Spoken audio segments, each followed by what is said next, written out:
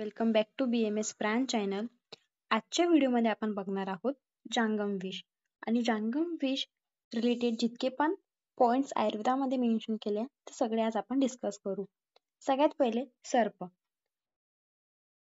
सर्पाचे दोन टाइप्स असतात, दिव्य आणि भौम. तर दिव्य म्हणजे काय, असे साप ज्यांच्या दृष्टीनेच ते हानिकारक असतात, म्हणजे दृष्टीनेच ते पुढच्याला विधा किंवा त्याला पुढच्याला आजारी करू शकतात, त्याला दिव्य साप म्हणतात. आणि ते 4 टाईपचे आहे, वासुकी, तशक, पदम आणि महापदम. त्यानंतर भौम मध्ये 80 टाईपचे सापचे प्रकार सांगितले आहे. सविष आणि निर्विष. सविष मध्ये 68 प्रकार आहेत आणि निर्विष मध्ये 12 टाईपचे प्रकार आहेत. सविषच्या पुढे आपल्याला फक्त ह्या चॅप्टर मध्ये मोस्टली ह्या 4 वर फोकस करायचा आहे, मोस्टली स्टार्टिंगच्या 3 वरच. तर दर्विकर, मंडली, राजीमान, विक्रांज. दर्विकर किती आहे 26, राजीमान किती आहे 26, मंडली किती आहे 22, राजीमान किती आहे 10 आणि विक्रांज किती आहे 10. त्यानंतर आपण बघणार आहे वर्ण अकॉर्डिंग वर्गीकरण, म्हणजे वर्णानुसार त्याचं वर्गीकरण काय आहे. तर ब्राह्मण, क्षत्रिय, वैश्य आणि शूद्र. तर ब्राह्मण मध्ये काय, सोन्या चांदीप्रमाणे वर्णन असते. आणि क्षेत्र म्हणजे काय, तर स्निग्धवर्णी, क्रोधी आणि सूर्यचंद्र कृती असते. वैश्य म्हणजे काय, तर काळपट, तांबडे, कबूतर वर्णासारखे असतात. आणि शूद्र म्हणजे काय, तर चित्र विचित्र वर्णन असते. ठीक आहे. त्यानंतर लिंगभेदाने म्हणजे काय, मेल फिमेल म्हणजे अकॉर्डिंग टू देअर जेंडर. तर जेंडरच्या अकॉर्डिंग 3 टाईप सांगितलेले आहे, पुरुष, स्त्री आणि नपुंसक. पुरुष म्हणजे काय, जर त्याचे डोळे व मुख मोठे असतात. असे सापाचे डोळे आणि मुख मोठे आहे ते पुरुष. डोळे व मुख छोटे आहे व जीव लहान आहे ते स्त्री. आणि म्हणजे डोळे व मुख जेव्हा मध्यम आहेत, म्हणजे क्रोधित नसतात, तेच म्हणजे मध्यम साईजचे डोळे नाक आहे म्हणजे क्रोधित नसतात, ते नपुंसक म्हणजे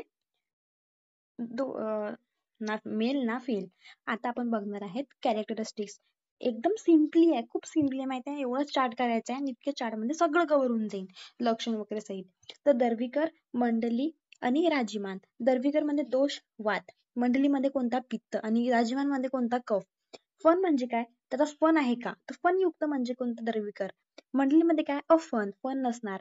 आणि राजीमान म्हणजे काय, तर बेंदुलक म्हणजे काय, म्हणजे बेंदुलक म्हणजे फन नाहीये. त्यानंतर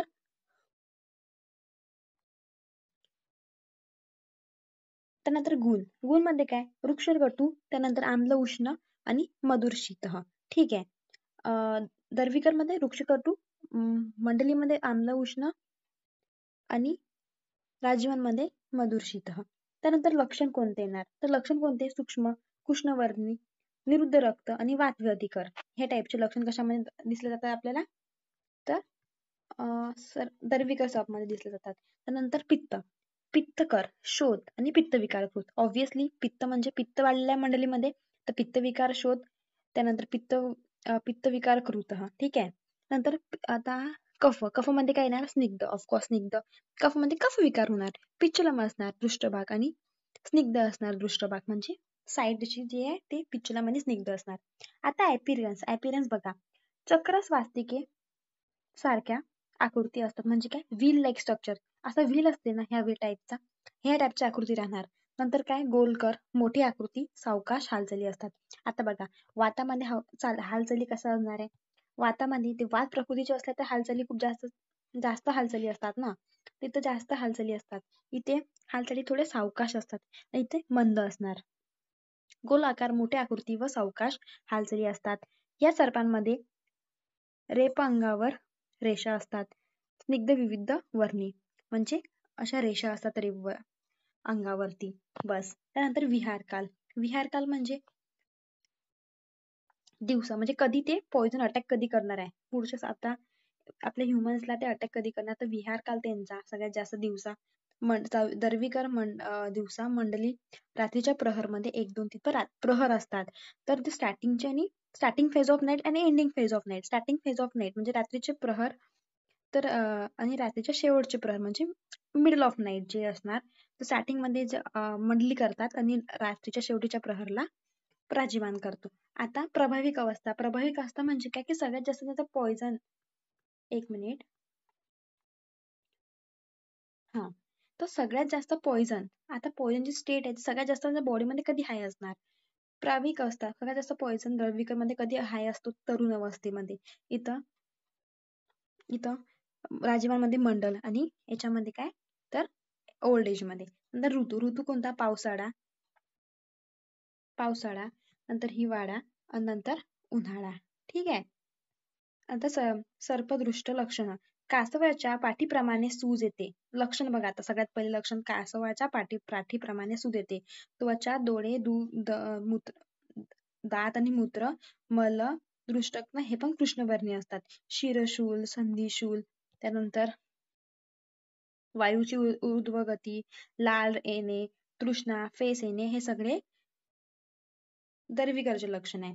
मंडलीचे काय तर तेच, पिवळे होणे, दृष्ट मोठे असणे, शैत्य, दाहा, तृष्ण, ज्वर, शोथ, रक्तस्राव होतो, सर्व गोष्टी पिवळ्या दिसतात.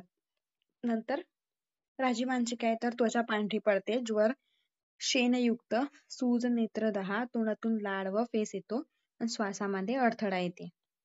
त्यानंतर सर्पदंशाची किती कारणे आहेत तर, पायाखाली आल्यामुळे, क्रोधी प्रवृत्तीमुळे, अन्नाच्या शोधात, पापी प्रवृत्तीमुळे, विषानं व्याकुळ झाल्यामुळे, बदला घेण्यासाठी आणि देव ऋषी यांच्या आदेशामुळे सर्पदंश म्हणजे बाईट करतो. आज सर्पदंशाचे प्रकार, टाइप्स ऑफ बाईट, कशा प्रकारे बाईट असतात. आता सुश्रुत नुसार किती? सर्पित, रदित आणि निर्विष. सर्पित मध्ये काय 2 किंवा अधिक दंश असतात, म्हणजे बाईट्स असतात ते 2 किंवा अधिक असतात. आणि रक्त येते आणि खोलवर असतात, म्हणजे सूज येते, म्हणजे 2 किंवा जास्त असं. जेव्हा ते बाईट आपल्याला, जेव्हा स्नेक बाईट करतो ना, तेव्हा ते जे बाईटचे साईड्स आहेत ते 2, म्हणजे ते मार्क्स आहेत ते 2 किंवा जास्त दिसतात आपल्याला. रक्त येते, अजून सूज पण येते, इन्फ्लामेशन पण असते. इथे रदित मध्ये काय लाल निळे असतात. पिवळ्या रेषाच्या मात्रा कमी विषाच्या दिसतात, पिवळ्या दिसतात रेषा. आणि थोडा जे दृष्ट आहे तो कमी असतो. आणि निर्विष मध्ये तर एकच असते मोस्टली, आणि सूज नसते येत. ठीक आहे. तर चरकानुसार 3 टाईप सांगितलेले आहे, तृंडाहात, व्हॅलिड आणि वेलुप्त. अजून एक आहे दंष्ट्रक आणि द्रंष्ट निष्पीडित. हे खूप जास्त सिंपल आहे, एकदम इझिली लक्षात राहते. सगळ्यात पहिले तुंडहात, चरकानुसार सांगितलेलं आहे. तुंडहात मध्ये काय होते तर, दाताचे चिन्ह नसतात आणि ओलावा असते, म्हणजे जस्ट सलाइवा, म्हणजे जसं चाटलंय त्याने आपल्या हाताला चावला तर फक्त हात चाटलाय, निशाण नाही, रक्त नाही, ब्लिडिंग नाही, तुंडहात. वेल्ड मध्ये आता काही हळूहळू काय स्टेप बाय स्टेप वाढणार. तर दंष्ट वरवरचा असं, म्हणजे असं हलकं टच केलं, जसं की आपण चिमटी कशी चावतो त्या टाइप मध्ये, आणि 1-2 दाताचे चिन्ह दिसतील. आणि रक्त येत नाही. वेलुत्त मध्ये आता थोडस गंभीर होत जाणार. पहिले 2 दंष्ट दिसणार आणि 2 दाताचे वर्ण. आणि द्रष्टक मध्ये काय दिसणार तर, विलुप्त पेक्षा गंभीर 3 दाताचे रक्त दिसणार आणि हालचाली दिसणार. आणि द्रष्ट निष्पीडित मध्ये काय होणार तर, 4 दात दिसणार आणि गंभीर असणार. झालं. आता हा व्हिडिओ खूप जास्त एक्सटेंड होऊन जाईल. नेक्स्ट व्हिडिओ मध्ये आपण सर्पदंशाचे वेग लक्षण बघू आणि सर्पदंशाची नंतर चिकित्सा पण बघू. ठीक आहे. तर चॅनलला लाईक आणि सबस्क्राईब आणि कमेंट करा, आणि नेक्स्ट व्हिडिओ साठी चॅनलला सबस्क्राईब करा.